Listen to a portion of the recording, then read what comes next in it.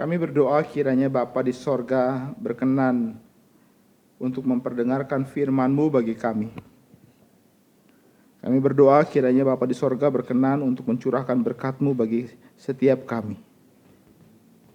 Permuliakanlah nama-Mu Bapa dan tinggikanlah nama anak-Mu yang dikekasih, Yesus Kristus Tuhan kami. Sebab di dalam namanya kami berdoa. Amin. Silakan duduk. Bapak Ibu, tema kita hari ini adalah Mazmur 103. Mazmur 103 ini adalah pujian daripada Daud. Dan mari kita membaca ayat 1 sampai ayat yang ke-14. Mazmur 103. Hari ini kita tidak melanjutkan terlebih dahulu seri tema kita dalam pembahasan eksposisi 1 Yohanes. Kita masuk ke dalam Mazmur 103 karena berkaitan dengan Father's Day. Mari kita membaca ayat Mazmur 103 ayat 1 sampai ayat yang ke-14. Kita membacanya secara bergantian. Semua yang pria membaca ayat-ayat ganjil dan yang wanita ayat genap. 1, 2, 3. Dari Daud. Pujilah Tuhan, hai jiwaku, pujilah namanya yang kudus, hai segenap batinku. Pujilah Tuhan, hai jiwaku, dari dalam melupakan segala kebaikannya. Dia yang menebus hidupmu, yang menyembuhkan segala penyakitmu.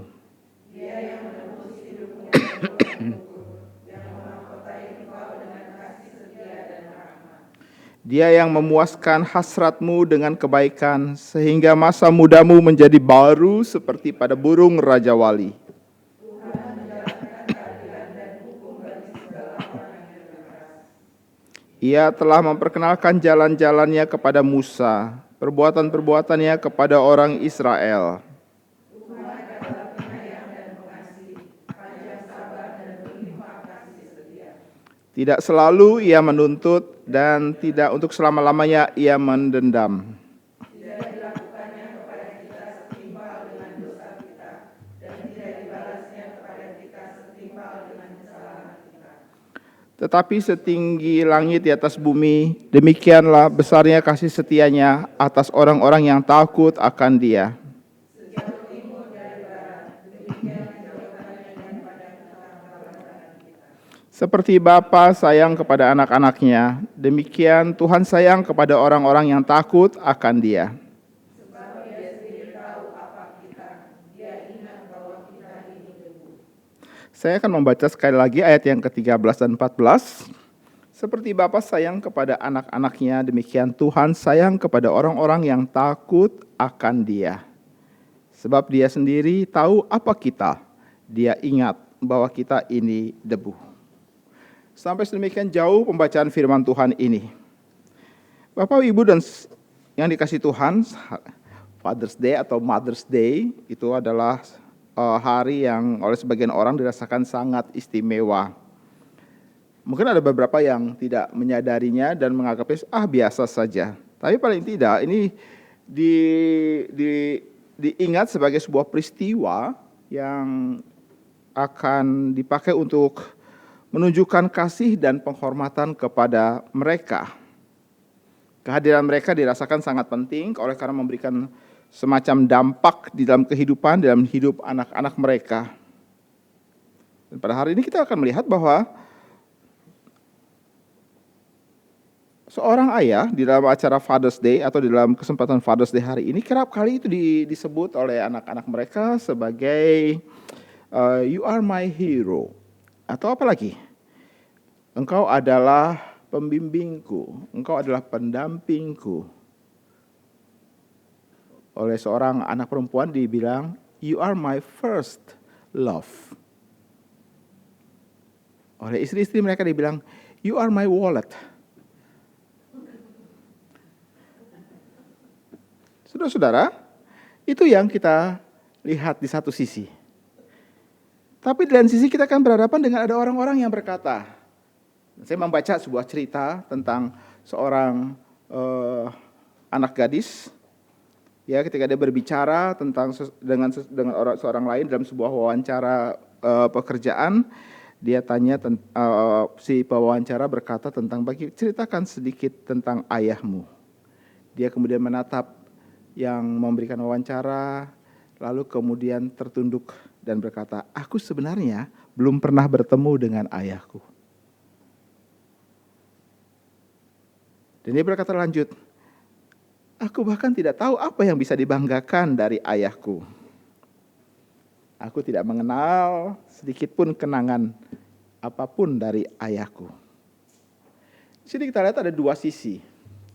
Dua sisi, yang satu sangat-sangat memiliki kekayaan akan cerita tentang ayah mereka, tapi di lain sisi ada sebuah kepedihan yang coba diutarakan, dan itu mewakili banyak orang pada saat ini.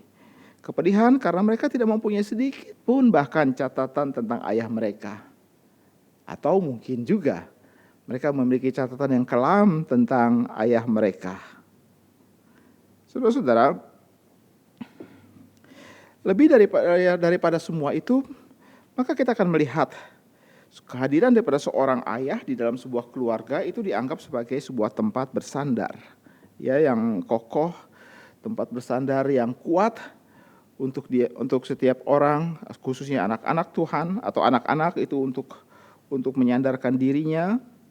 Seorang ayah itu seperti seseorang yang menyediakan bahu yang kuat, tempat anak-anak itu akan menangis dan menemukan ketenangan di dalam gejolak daripada hati mereka. Mereka akan menjadikan orang tua mereka atau ayah mereka sebagai telinga untuk mendengarkan setiap keluh kesah dan bahkan mungkin sampah-sampah daripada pengalaman mereka. Dan mereka membutuhkan ada mata yang menatap mereka dengan penuh kasih. Mereka membutuhkan semua itu. Kita membutuhkan semua itu bahkan. Kalau kita sedikit sejenak berhenti sampai dengan saat ini lalu kita memikirkan tentang ayah kita akan berkata, ya, itulah mereka. Lepas daripada semua catatan tentang kebaikan, tentang prestasi, tentang apapun yang mereka punya, atau mungkin sebuah cerita yang kita tidak suka untuk mengungkitnya, tapi itulah mereka. Itulah mereka. Lalu apakah yang kemudian bisa menyamakan dan kemudian bisa memberikan sesuatu landasan lepas daripada kelebihan dan kekurangan mereka? Apa yang dapat kita miliki tentang gambaran seorang ayah? Sekali lagi saudara, kita mungkin tidak akan pernah maksud saya kita mungkin orang di satu sisi punya gambaran yang banyak sekali dan sisi tidak memiliki apapun. Tapi mari kita melihat apakah yang memberikan ketenangan bagi kita. Apakah yang memberikan ketenangan, keteduhan bagi kita tentang melihat sosok seorang ayah. Karena biar bagaimanapun ayah itu adalah gambaran daripada kehadiran daripada Allah di dalam dunia. Sebab Alkitab berkata di dalam ayat yang kita baca tadi, seperti Bapa sayang kepada anak-anaknya, maka demikian Tuhan sayang kepada kita. Jadi ya, seorang ayah itu menjadi sebuah gambaran tentang tentang pribadi daripada Allah. Ya saudara, kita tidak akan pernah bisa berharap terus-menerus bahwa ayah kita itu akan bersama dengan kita, dan kita juga harus menyadari bahwa kita tidak akan pernah bisa hadir secara terus-menerus untuk anak-anak kita. Ini ketakutan yang pertama. Ketakutan yang lain itu adalah kita akan melihat bahwa di tengah zaman saat ini maka keberadaan dan peran seorang ayah itu secara sistematis, terstruktur dan masif itu dihancurkan di dalam budaya kita yang berdosa. Saudara bisa membayangkan misalnya seorang anak laki-laki yang kemudian menyesali keberadaannya sebagai seorang laki-laki. Saudara bisa membayangkan kira-kira kehancuran apa kira-kira dalam generasi mendatang ini. Dunia akan kehilangan sosok seorang ayah. Dan itu akan berdampak kepada keturunan-keturunan mereka kelak. Berarti ini sebuah kemunduran budaya. Saya mengatakan tadi, saya meminjam istilah yang sangat viral, sistematis, terstruktur dan masif. Memang hasilnya mungkin tidak ditemukan sekarang ini, tapi itu merupakan investasi di masa depan daripada kejahatan yang dikerjakan oleh kuasa gelap untuk merusak tatanan struktur keindahan yang Allah ciptakan di Taman Eden. Tentang seorang ayah dan seorang ibu. Saudara-saudara, ini merupakan sebuah kerugian yang besar, kehilangan yang besar, yang gereja mesti sadari. Ini merupakan warning yang besar, peringatan yang besar bagi setiap keluarga untuk perhatikan dan amati. Saudara-saudara, seorang ayah itu harus dalam catatan dalam Mazmur 103 ini itu menjalankan fungsi seorang ayah dengan cara mempelajari tentang kebapaan Allah. Kita melihat ayah kita, mungkin kita akan menemukan keberadaan Allah dalam hidupnya mereka. Tapi mungkin juga kita tidak akan menemukannya. Oleh karena mereka bukan orang yang percaya kepada Allah. Sangat mungkin itu terjadi. Namun biar bagaimanapun, jikalau itu terjadi maka saudara tidak harus akan meratapi akan nasib. Saudara tidak akan perlu untuk menyesali akan keberadaan, sebab Allah memberikan kesempatan bagimu, hai para pria-pria, di dalam anugerahnya untuk menjadi ayah suatu hari kelak di dalam anugerahnya. Saudara-saudara, apa yang dapat kita pelajari tentang peran daripada seorang ayah berdasarkan Mazmur 103 ini? Kita mempelajarinya. Pertama-tama, hari ini saya mengajak kita untuk melihat akan 4 hal. 4 hal dengan apa yang dapat kita pelajari tentang peran ayah dari Mazmur 103 ini. Hal yang pertama, adalah di dalam catatan Mazmur 103, Daud itu mengatakan puji-pujiannya kepada Allah. Dia berkata, pujilah Tuhan hai jiwaku, pujilah namanya yang kudus. Lalu ia kemudian menguraikan tentang betapa panjang dan lebar, dengan panjang dan lebar, mengapa ia memuji-muji Allah. Yang saya soroti itu adalah, ia memiliki kekayaan perkataan demi perkataan dan sebutan tentang Allah di dalam kalimat demi kalimatnya. Hatinya diliputi dengan ucapan syukur dan itu dia katakan melalui mulutnya. Saya kalau mempelajari kitab Mazmur atau kitab-kitab puisi-puisi semacam ini, ya entah dalam personal learning atau di dalam persiapan khotbah atau apapun juga, ketika berjumpa dengan kalimat-kalimat seperti ini, maka saya berkata dalam hati, kenapa ya mereka bisa mempunyai kalimat-kalimat seperti itu? Itu lahir dari mana? Mereka mendapatkannya dari mana? Kalimat-kalimat itu begitu indah sekali. Lalu, kenapa saya tidak memilikinya? Bukan karena saya tidak memiliki jiwa puitis. Misalnya saja ada orang berkata demikian. Saya bukan orang yang sentimental dan kemudian bukan orang yang romantis seperti ini. Lalu kemudian saya tidak memiliki kalimat-kalimat seperti itu. Saya mengatakan tidak.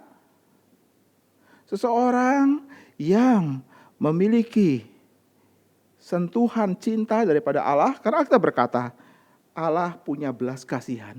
Kalau orang menemukan cinta daripada Allah, maka dia pasti memiliki cerita itu di dalam hatinya. Dia memiliki lagu itu di dalam hatinya. Saya menyukai sebuah lagu di dalam KRI kita. Ada lagu dalam hatiku, ku dengar suara Yesus. Jangan takut, ku besertamu. Betul bukan? Ada lagu pujian. Lepas daripada lagu itu seperti apa, tapi sebuah lagu yang lahir daripada hati, yang merasakan belayan cinta Tuhan, yang merasakan sentuhan kasihan Tuhan, pasti itu terdengar indah di telinga Allah. Saudara, ada banyak buku yang membahas tentang apakah itu seorang ayah, apakah yang dapat mereka lakukan, apa yang harus mereka kerjakan, apa yang mesti mereka sampaikan kepada seluruh anggota keluarga mereka, kepada anak-anak, kepada istri. Mungkin mereka dapat meluangkan waktu dan liburan keluarga di tengah padatnya acara mereka.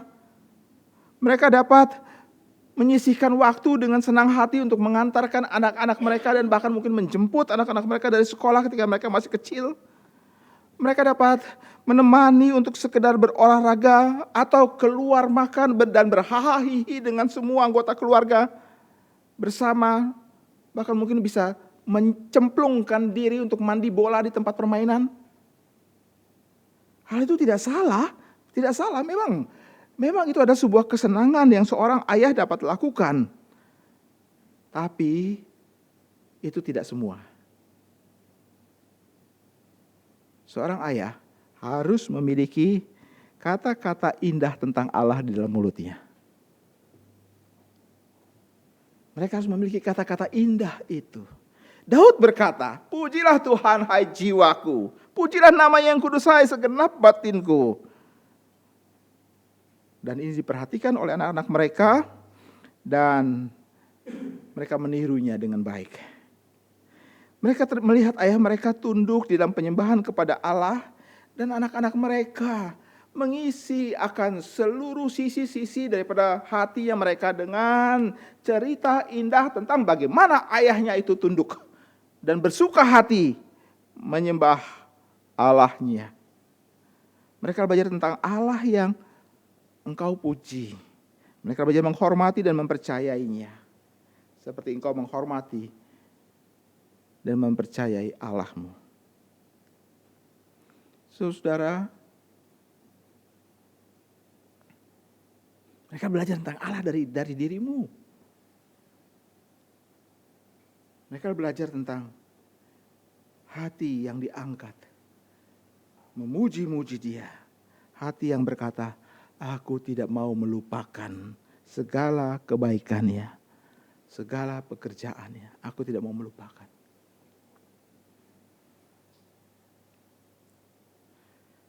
Saudara, tadi kita melihat tayangan daripada sekolah Alkitab liburan kita.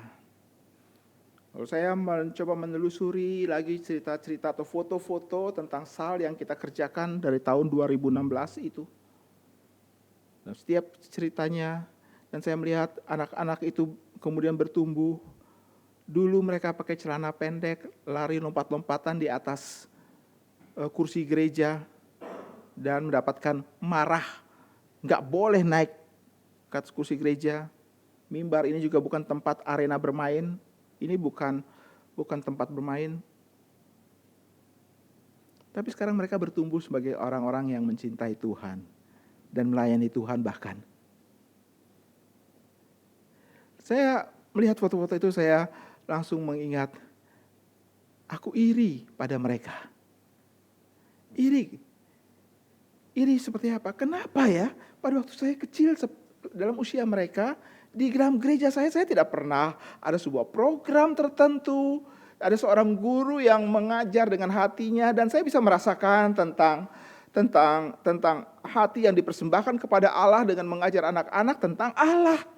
Kenapa mereka mendapatkannya? Kenapa dulu saya tidak mendapatkannya? Oh, andai kata saya dulu mendapatkannya, mungkin pikiran dan pengetahuan saya tentang Allah pasti lebih berlimpah. Bukan karena saya dapat membacanya dari Alkitab, oh semua orang pasti dapat menemukan kebenaran itu dari Alkitab. Tapi saya membacanya daripada hidup mereka. Saya membacanya dari hidup mereka. Dan mungkin sekali juga saya akan menyesali dan berkata, kenapa ayahku dulu tidak segencar itu ya mengajar saya? Kenapa orang tuaku tidak sebegitu kusuknya mengajar saya berdoa? Kenapa ya? Saya iri. saya iri. Saudara, bukan berarti kemudian saya menyesali, tapi saya tahu bahwa di dalam tangan Allah, Dia selalu mengerjakan sesuatu yang baik, yang membuat saya bisa memuji-muji Dia. Kalaupun orang tua kita misalnya, dulu kita melihat dari pandangan mata, sekarang kita sebagai orang tua yang tidak menggambarkan Allah sebagaimana seharusnya, maka sekarang adalah dirimu yang harus melakukannya. Sebab engkau diberikan anugerah lebih, bukan? Daud, dia mempunyai kata-kata indah itu. Kata-kata indah itu, pujilah Tuhan hai jiwaku, pujilah namanya yang kudus hai segenap batinku. Jangan lupakan semua segala kebaikannya. Lalu dia menguraikan cerita indah tentang pengampunan dan sebagainya. Tentang penyembuhan, tentang penebusan, tentang hasrat yang dipuaskan dengan kebaikan-kebaikannya. Kok bisa ya? Ya, itu yang dikerjakan oleh Allah dalam hidupnya dia. Dan itu yang dikerjakan oleh Allah dalam hidup seorang ayah. Ini hal yang pertama. Yang kedua, apa yang Daud katakan lebih daripada sekedar dia mengetahui siapakah Allah. Di dalam sederet pengetahuan sistematika itu, tapi dia menemukan Allah ternyata penuh dengan emosi dan perasaan. Allah penuh dengan emosi dan perasaan. Ada keseimbangan antara kasih dan keadilannya. Daud berkata bahwa Allah melihat kesalahan, dia menjalankan keadilan, dia menegaskan tuntutan terhadap sebuah kesalahan, tapi sekaligus dia dengan penuh kasih memberikan pengampunan. Dia penyayang, pengasih, panjang sabar dan berlimpah kasih setia. Demikianlah yang dikatakan oleh Daud. Allah itu ternyata adalah Allah yang penuh dengan perasaan dan emosi.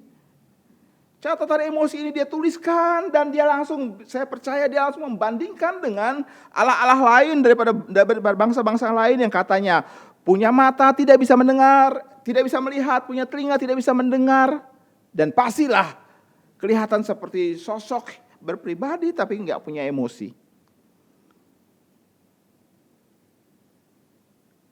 Allah memiliki perasaan di dalam kekudusannya. Dan itu dinyatakan Ia mengasihi anak-anaknya sepenuhnya. Ia menyayangi mereka yang takut akan Dia. Aduh, sudah bisa bayangkan Daud di dalam semua pelanggaran yang dia lakukan. Ketika dia menemukan sentuhan tangan Allah, pasti hatinya akan leleh. Hatinya akan leleh. Jika ada orang yang berkata Allah gak mempunyai hati, gak punya perasaan, gak punya empati dan simpati, mungkin Daud adalah seorang yang akan berdiri dan berdepan dan berkata, tutup mulutmu. Itu tidak benar. Aku merasakannya. Merasakan dalam semua kesusahanku, dalam kesedihanku, dalam seluruh pengalaman-pengalamannya dia. Yang kalau kita coba telusuri satu demi satu, itu sangat banyak dan limpah sekali pengalaman-pengalaman kepedihan dia. Tapi dia tiap kali menemukan Allah mengasihani dia. Dia mengasihani kita seperti seorang ayah mengasihi anak-anaknya. Perhatikan, seperti seorang ayah mengasihi anak-anaknya. Seorang ayah memang dikenal sebagai dengan ketegasannya. Ia menjalankan aturan dan menetapkan hukuman untuk setiap pelanggaran. Kenapa demikian? Karena inilah yang dikerjakan Allah. Tetapi dia juga adalah seorang yang menjalankan keadilannya dengan jiwa yang penuh kasih. Jangan sampai seorang ayah itu merusak jiwa anak-anaknya. Paulus mengerti hal ini dan berkata, jangan sampai merusak jiwa anak-anakmu. Dalam kitab Efesus. Saudara-saudara, jiwa anak yang dirusak itu yang kayak apa? Engkau akan menemukan anakmu akan menjadi seorang pembangkang jikalau ia dimarahi setiap hari. Engkau akan menemukan bahwa anakmu akan menjadi seorang penakut jika terus-menerus ia diintimidasi dengan kalimat-kalimat penyesalan yang dia dengar dan dia rekam dengan baik di dalam otaknya. Mereka akan menjadi seorang yang introvert oleh karena mereka tidak diberikan kesempatan untuk berbicara dan mengemukakan pikiran dan perasaannya. Mereka mungkin juga akan menjadi seorang anak yang tidak akan percaya diri jika yang mereka terima adalah bentakan demi bentakan dan kalimat-kalimat tajam yang tidak pernah habis. Atau mereka akan menjadi anak yang begitu manja dan akhirnya tidak berdaya sebab semua yang mereka inginkan itu diberikan. Tanpa disadari, seorang ayah merasa begitu bangga akan otoritas yang dia miliki, tapi merusak jiwa anak-anaknya. Punya ketegasan, tapi tidak punya compassion. Saudara-saudara, kalau sampai seperti demikian, maka saya mau mengatakan, seorang ayah pada dirinya adalah seorang yang membutuhkan belas kasihan Allah, bukan? Dia membutuhkannya. Di tengah semua kemungkinan kealpaan, Allah bersedia untuk menatapmu dan dia memulai dengan mengatakan, aku kasihan sama kamu. Aku kasihan. Kalimat itu bukan sebuah penghinaan, tapi kalimat itu adalah kalimat pemulihan. You are not supposed to be like that. Saudara-saudara, seorang ayah akan merasakan cara hidup yang berbeda jikalau ia sendiri merasakan, Tuhan, lihatlah aku butuh belas kasihan-Mu. Kalau tidak, maka tanpa aku sadari, dalam seluruh kebanggaan aku sebagai seorang kepala keluarga yang memiliki otoritas dan yang sepertinya dihormati di dalam masyarakat, aku sudah merusak anak-anakku. Ini yang kedua, sebuah perasaan yang Daud amati dari Allahnya. Ternyata dia begitu lembut sekali. Dia begitu sensitif sekali. Dia penuh dengan cinta dan belas kasihan. Yang ketiga, anak-anak akan belajar dari perlakuan ayah mereka. Mereka akan belajar dari apa yang mereka terima, dari apa yang mereka dengarkan, dari apa yang mereka serap daripada pengetahuan yang ayah mereka katakan. Apakah engkau ada seorang yang mudah marah dan terus mengungkit semua kesalahan dan kegagalanmu? Maka anak-anak itu akan merekamnya itu dengan baik di dalam pikiran mereka. Apakah engkau kerap menegur dan mempermalukan mereka di depan umum? Oleh karena kau merasa keberadaanmu itu sangat terganggu sekali oleh karena sikap mereka. Mereka perlu diajar. Tapi apa yang kau lakukan? Engkau memarahi mereka di depan umum dan semua orang lain menatap anak itu dan perhatikan baik-baik. Semua itu akan menjadi torehan luka di dalam jiwa mereka yang akan mereka bawa seumur hidup. How come? Ayahku memarahi aku di depan umum. Padahal pada waktu mereka beranjak dewasa, kita pikir itu adalah yang bahaya bagi mereka. Tidak, bahkan semenjak mereka masih kecil pun mereka sudah mempunyai perasaan. Papa marahin aku di depan umum dengan kalimat-kalimat yang tidak aku senang mendengarnya. Itu akan merusak jiwa. Terbawa sampai kapanpun juga.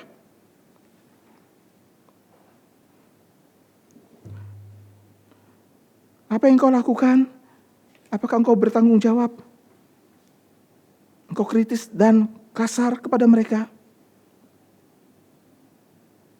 Bahkan saya pernah kami tepatnya menjumpai, ada seorang ibu bersama dengan 3 orang anaknya. Mereka tinggal di dalam sebuah tempat WC umum di kota itu. Oleh karena apa? Oleh karena ayah mereka meninggalkan mereka semenjak bahkan mereka masih kecil.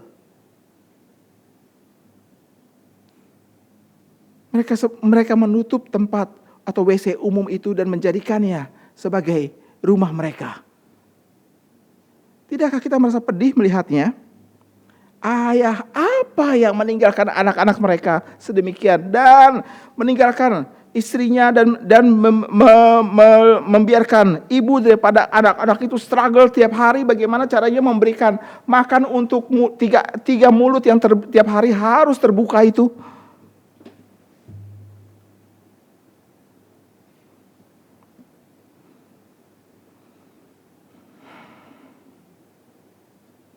Kalau mengingat cerita itu seperti membuka kepedihan lagi. Saudara-saudara, anak belajar dari apa yang mereka dengar dari orang tua, dari perlakuan daripada orang tua.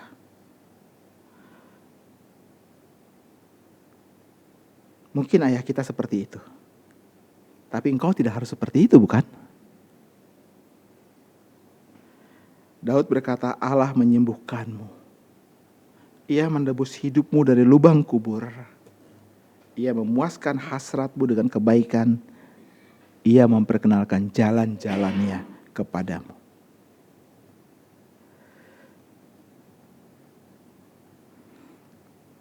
Ingatlah bahwa Allah melihatmu dengan perasaan belas kasihan. Aku kasihan kepadamu. Aku kasihan. Dan aku akan memberikan kasih dan sayangku, panjang sabarku. Hei, ayah-ayah yang melupakan tanggung jawab. Dengarkanlah firman Tuhan. Dia berkata, tidak selamanya ia menuntut untuk semua kekacauan dan kerusakan yang engkau telah lakukan. Jika engkau datang kepadanya dan memohon pengampunannya, dan ia akan memberikannya dengan seluas-luasnya dan dengan limpahnya. Bukankah itu yang dikatakan Daud, tidak dilakukannya kepada kita setimpal dengan dosa kita dan tidak dibalasnya kepada kita setimpal dengan kesalahan kita. Tetapi setinggi langit dari atas bumi demikian besarnya kasih setianya atas orang-orang yang takut akan Dia. Kalau engkau demikian, maka sekarang ambillah perencanaan. Pergilah kepada mereka, minta maaflah kepada mereka. Jika tidak, maka engkau ada seorang pembohong dan munafik. Saudara ingatlah, banyak anak bisa hidup dan menerima ayah mereka yang tidak sempurna jika kita benar-benar mengakui kegagalan kita.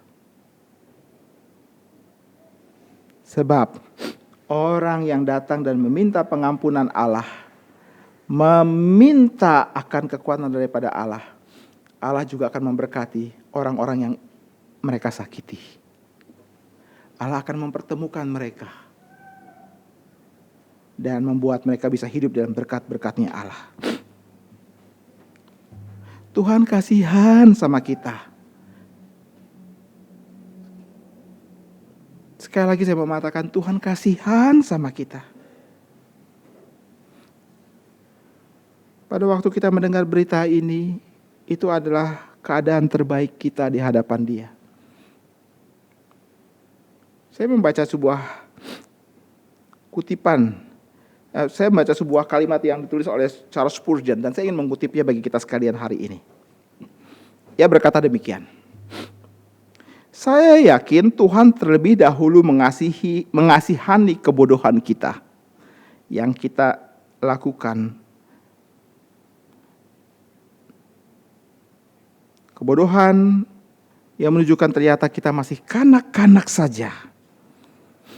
Dia tidak marah kepada kita karena kita tidak mengetahui segalanya. Dia tidak marah kepada kita karena kita sedikit tahu. Atau bahkan kita menjadi kacau balau dan terbalik karenanya. Dia tidak marah kepada kita karena apa yang telah diajarkan cenderung kita lupakan. Cenderung kita berubah karena ingatan kita yang tidak stabil. Tidak, dia tidak marah untuk hal itu semuanya.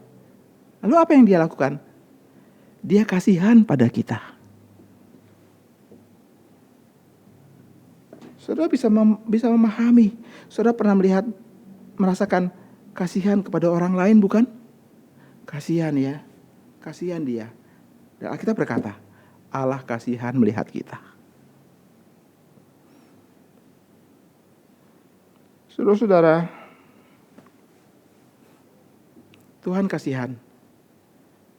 Dan dia mengingatkan kita, engkau seorang ayah. Lihatlah pola atau cara Bapamu di sorga mengasihani kamu. Maka di situ engkau bisa hidup. Dan engkau dapat baik memperlakukan setiap anak-anakmu. Ini yang ketiga. Yang keempat, yang terakhir, Daud berkata,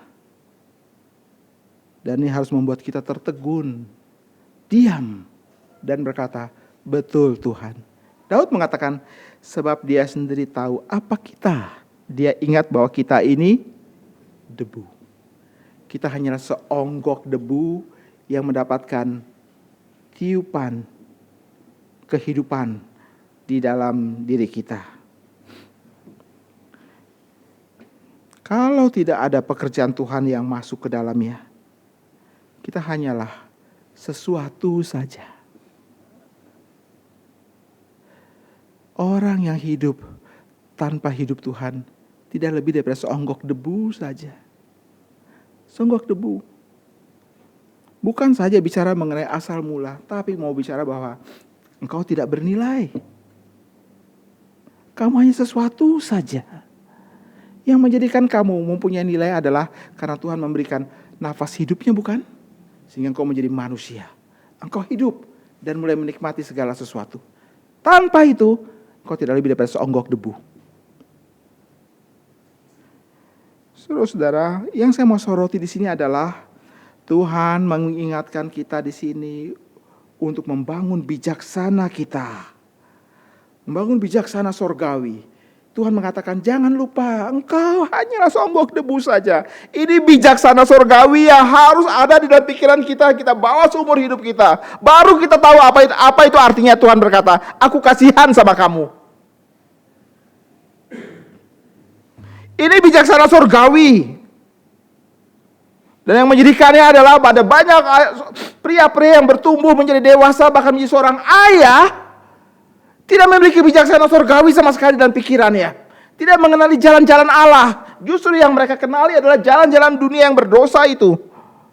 Mereka sangat familiar dengan jalan-jalan itu. Dan mereka tanpa sadari mengajarkannya kepada anak-anak mereka. Sehingga tidak heran kalau kita mendengar berita bahwa ayah dan anak merampok. Tidak heran kalau kita melihat bahwa seorang anak bisa mewarisi pikiran jahat daripada orang tuanya. Dan memperlakukan istrinya satu hari kelak sama seperti ayahnya memperlakukan ibunya. Itu merusak sebuah tatanan hidup. Gak heran kalau kemudian satu kali anak-anak berkata, aku gak mau menikah. Aku gak mau menikah, aku takut. Dengan berbagai macam alasan, aku takut tidak bisa memberikan kehidupan bagi keluargaku. Aku takut kalau suamiku memperlakukan aku seperti ayahku, melempar piring kepada mamaku. Aku takut. Tidak heran juga jika anak-anak kemudian mulai bertumbuh menjadi seorang anak yang liar, sombong, dan tidak merasa kehadiran pertolongan Allah itu penting bagi hidup mereka. Bahkan mereka bisa dengan bangga berkata, aku ateis. Aku ateis. Dan mereka bangga mengumumkannya di depan banyak umum. I'm a free thinker. Jika itu terjadi, itu kesedihan yang paling mendalam dalam diri seorang ayah. Air mata akan terus turun, seakan-akan tidak akan pernah kering. Saudara sekalian, Bapa di sorga mengetahui kelemahan kita. Ia beri dan seperti bertolak tangan dan berkata, aku kasihan lihat kamu. Aku kasihan. Kamu gak lebih daripada sekedar sebuah debu yang ketika ditiup langsung hilang. Aku kasihan lihat kamu. Tapi aku ingin memberikan kehidupan di dalam debu itu. Saudara-saudara, kadang-kadang Tuhan memberikan kehidupan itu dengan begitu menyakitkan sekali. Sangat menyakitkan. Sebab Dia harus memporak-porandakan seluruh sistem bangunan daripada keberdosaan kita. Dia harus melucuti semua keangkuhan dan kesombongan-kesombongan kita dan menggantinya dengan hal yang baru. Kirbat yang lama tidak bisa dipakai untuk menampung anggur yang baru.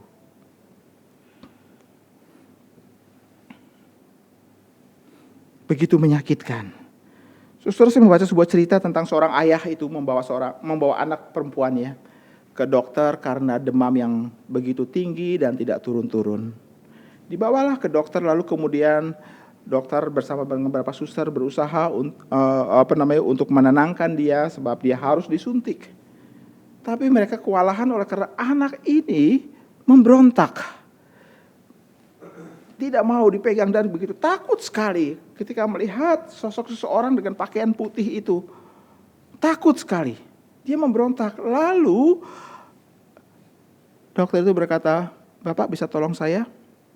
"Apa?" "Tolong pegang tangan anak Bapak." Ayah ini berkata, "Baik." Dia kemudian pegang kedua tangan anaknya, meletakkannya dengan kuat di atas ranjang itu, dan dokter kemudian menyiapkan jarum suntik. Ketika ayahnya menekan tangan anaknya supaya tidak meronta, anaknya itu nggak bisa bergerak dan kemudian dia menatap mata papanya dan berkata, "Kenapa, Pak?" "Kenapa?"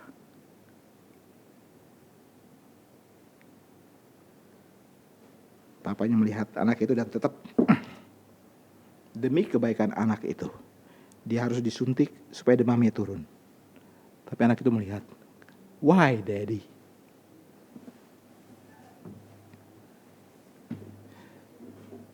Belas kasihan Tuhan terkadang begitu menyakitkan. Tapi itu perlu. Kenapa demikian? Karena jika tidak kita alami, kita tidak tahu apa yang disebut sebagai Tuhan penuh dengan belas kasih. Engkau tidak akan pernah tahu apa yang akan keluar dari dalam hatimu. Seperti yang Daud katakan, "Pujilah Tuhan jiwaku. Pujilah namanya yang kudus, hai segenap batinku." Tidak akan ada pujian itu dalam mulut kita. Apakah ada orang yang hadir di tempat ini yang merasakan ketakutan seperti itu? Apakah engkau sebagai seorang anak merasa Allah begitu jahat karena engkau lahir daripada seorang ayah yang berperilaku tidak pantas? Apakah itu ada dalam benakmu?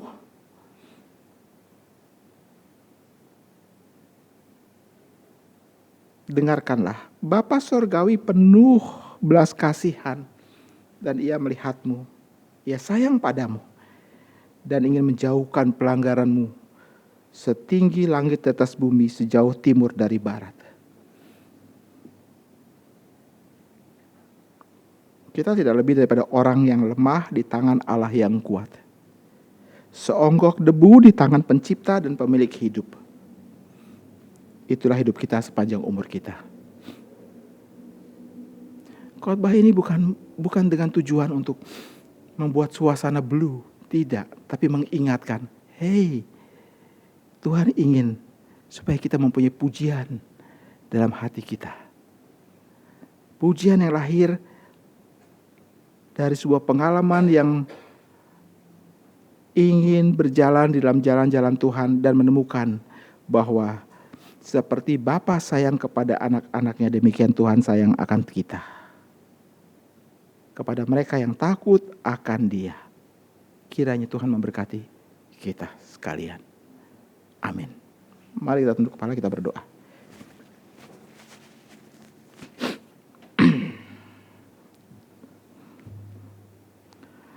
Bapa di sorga,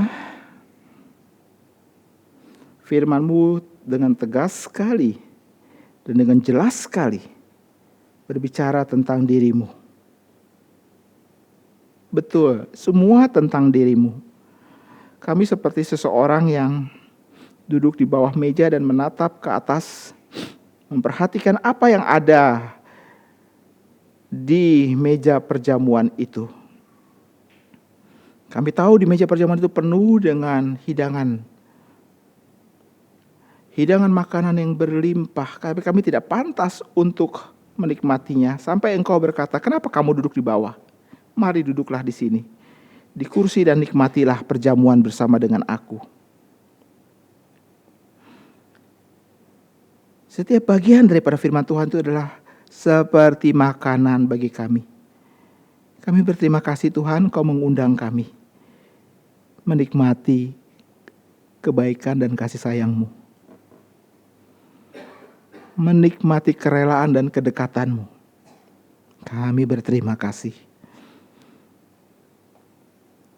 Ampuni jikalau kami mempunyai pikiran yang jahat tentang ayah kami dan penuh dengan penyesalan. Ampuni jikalau kami adalah seorang ayah yang demikian. Karena tanpa kami sadari atau kami tidak peduli, kami sudah mulai menorehkan cerita jahat kepada anak-anak kami. Bolehkah kami meminta Tuhan, kasihani kami. Kami perlu kasihan Tuhan setiap kalinya. Terima kasih firman Tuhan menjadi pagar, menjadi terang, menjadi arah dalam hidup kami sebagai seorang ayah. Dalam nama Tuhan Yesus kami berdoa. Amin.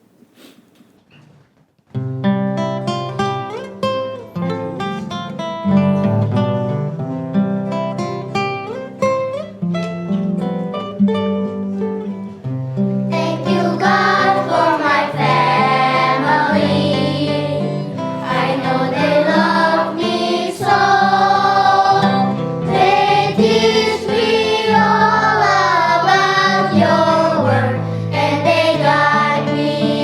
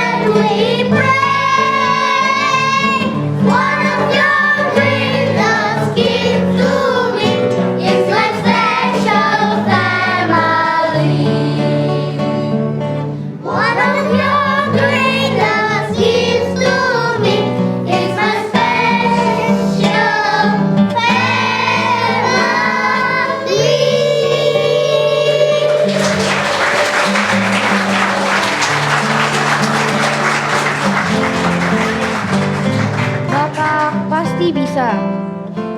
Bapak harus mampu. Bapak mesti kuat. Bapak adalah pemimpin, adalah kepala, adalah imam. Segala yang heroik dialamatkan padanya. Tak kenal lelah berjuang mencari nafkah. Tak kenal bosan mendidik anak dengan sabar. Tak kenal menuntun keluarga mencari kehendak Tuhan. Bersusah payah pun adalah kebahagiaan. Memandang jauh ke depan, mengarahkan langkah anak-anak. Beri teguh melakukan fondasi iman yang benar. Doa adalah kekuatanmu. Keceriaan anak-anak adalah sukacita. Senyum mama adalah restu semangat. Bapa adalah otoritas yang memberi kenyamanan kami, kebijaksanaan, ketegasan, dan wibawa. Menyatu dalam kasih-Mu buat kami, pancaran kasih dari Bapa di sorga. Bapa, kami nyaman dengan-Mu. Bapa, doa kami beserta-Mu. Bapa, segalanya bagi kami.